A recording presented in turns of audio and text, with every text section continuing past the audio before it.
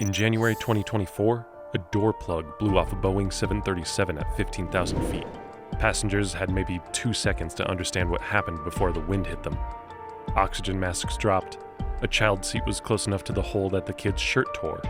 Nobody died, which feels like luck more than design. And that's the part Boeing's PR team couldn't really spin away. The instinct is to call it a management failure, and it was. But management failures have a history. They come from somewhere. And when you look at Boeing's balance sheet in the decade before the door came off, $43 billion in stock buybacks, executive bonuses tied to share price, an engineering culture that had been slowly subordinated to a financial one, you start to realize this wasn't a company that slipped. It was a company that made a series of completely rational decisions given the incentives it was operating under, and this is where the door ended up. That's what this video is about. Not Boeing specifically. Boeing is just the place where the logic became undeniable. It's about the incentive structure underneath American capitalism that has been quietly redirecting capital for 40 years, away from the physical and toward the financial, and about what China has been doing in those same 40 years, which is the part of this story that should make Americans genuinely uncomfortable. There are 3 things I want to get to. The specific rule change that started this, why the comparison with China is more damning than most people want to admit, and, this is the part I find hardest to resolve, why fixing it might be structurally impossible even if you wanted to.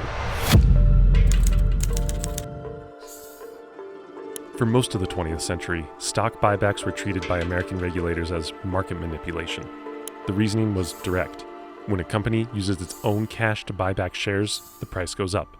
When executives are paid in stock, that price increase translates directly into personal income for the people who authorized the buyback. The company's cash that could have gone into wages, research and development, new equipment, flows upward to the people who decided to redirect it. Regulators understood what that was.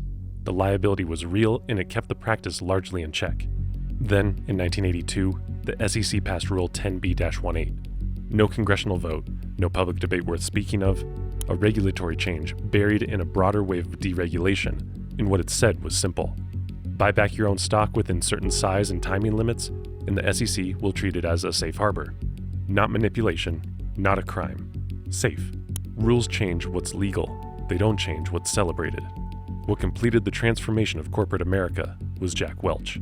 Welch became CEO of General Electric in 1981. Over the next 2 decades, he became the most imitated executive in American business history. Fortune named him Manager of the Century in 1999, a label that aged about as well as the company did. Welch had one rule. Every General Electric business had to be number 1 or number 2 in its market, or it got sold or shut. GE Capital grew into one of the largest financial institutions in the world. Financial engineering was generating returns that manufacturing couldn't match, and Welch let it eat the company. When Welch retired in 2001, GE's stock was up 4,000%. A generation of executives absorbed the lesson without anyone stating it directly. The factory was optional.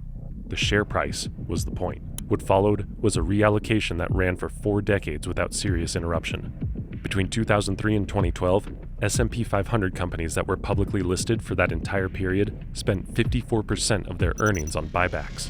Another 37% went to dividends. 9% remained for capital expenditure, research, and hiring. Everything that actually produces something. The metric driving this was earnings per share, total earnings divided by shares outstanding. When earnings growth stalls, the denominator can still be shrunk. Buyback shares reduce the count. Same earnings distributed across fewer shares, the number improves. The stock rises, analysts are satisfied, the bonus pays out. Nothing has been built, nothing has been invented. A number on a screen moved in the right direction, and the system registered that as success. Boeing didn't stumble into its safety crisis. It followed the operating logic of its era to a conclusion that happened to involve a door. While that logic was embedding itself into every boardroom in America, something else was happening 12 time zones away that nobody in those boardrooms was paying much attention to.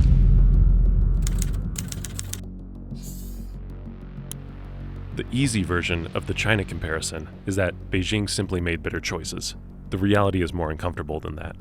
Chinese capital allocation wastes on a scale that's genuinely hard to comprehend. Ghost cities, entire apartment complexes built, furnished, and never occupied. Industrial overcapacity so extreme that whole sectors run permanently loss-making and exist anyway because the state wants the capacity to exist regardless of whether demand does. The inefficiency is real, ongoing and not a footnote. And yet, China now manufactures roughly 55% of the world's steel, over 80% of global solar panels. By 2023, China alone was delivering over half of global shipbuilding capacity, while US commercial shipbuilding had shrunk to a fraction of Asian output. In electric vehicles, China went from near zero production in 2010 to more than half of the world's supply by 2024. Wang Chuanfu founded BYD in 1995 in a rented warehouse, making rechargeable batteries with borrowed equipment.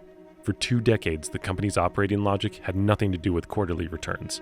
It was about building manufacturing capacity, developing battery chemistry in-house, and staying solvent long enough for electric vehicles to become a mass market product. BYD lost money across stretches of that period. In 2019, when BYD's profits collapsed and Wang described it as the company's darkest moment, he kept investing 8.4 billion yuan into research and development. The goal wasn't returns. It was survival, long enough to be ready when the market arrived. The company was never a Wall Street story because it wasn't operating inside a Wall Street logic.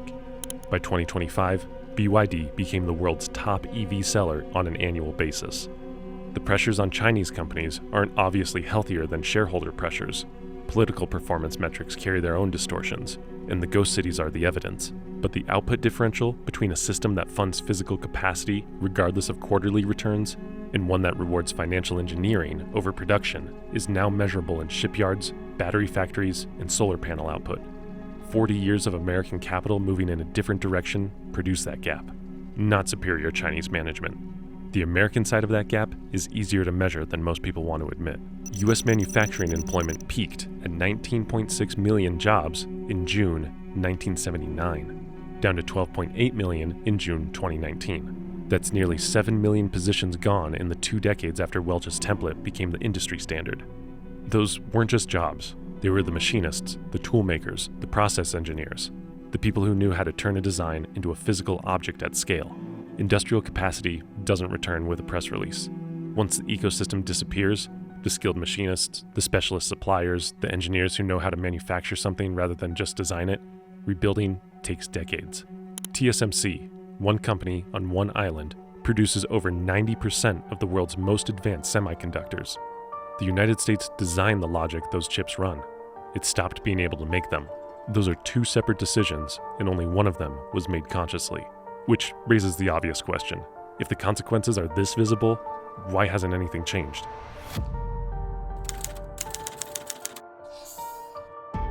The critique of financialization has been running in serious economic literature since the late 1980s. The evidence that buybacks redirect capital away from productive investment is not genuinely contested. Proposals to restrict them, tax them, or regulate executive compensation away from share price have existed for years. Some version of this argument has been politically available for decades. The machine kept running anyway. In 2024, a Wall Street bonus pool hit a record $47.5 billion, paid out to the financial employees of a single city in a single year. The same year, S&P 500 companies spent $942 billion buying back their own stock.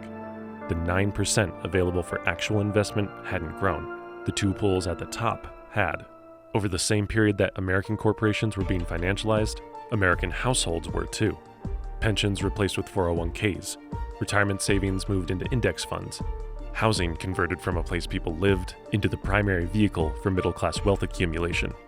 The financial security of ordinary people got tied, gradually and then completely, to the same asset prices that executives were engineering higher.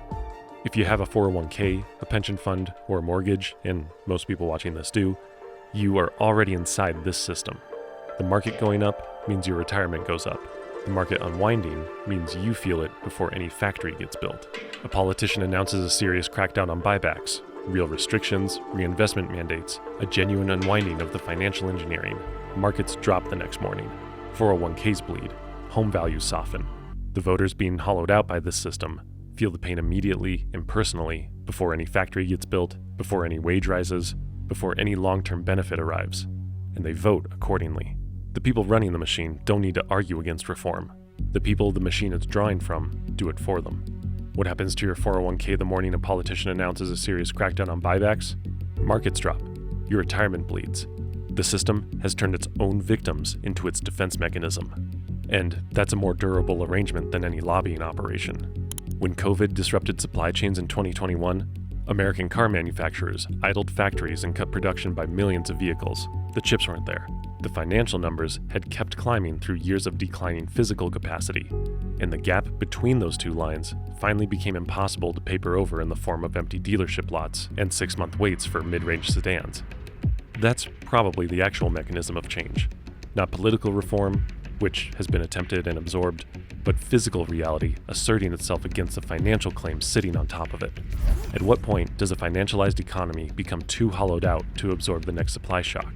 At what point does the gap between what the balance sheet says and what the industrial base can actually produce become impossible to manage quietly? Nobody running the machine has a prepared answer.